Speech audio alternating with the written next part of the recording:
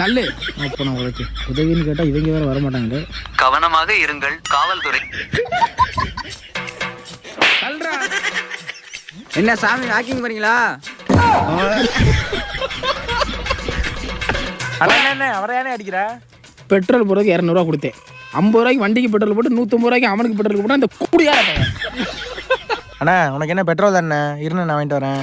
தம்பி காசு இருக்கட்டும்ண்ணே, அதெல்லாம் நான் வாங்கிட்டு வரேன். அந்த வானத்தை போல மனம் படைச்ச மன்னவனே. அண்ணா சரி ரொம்ப நன்றி. ஊத்துறா வேமா. வேமாண்டே.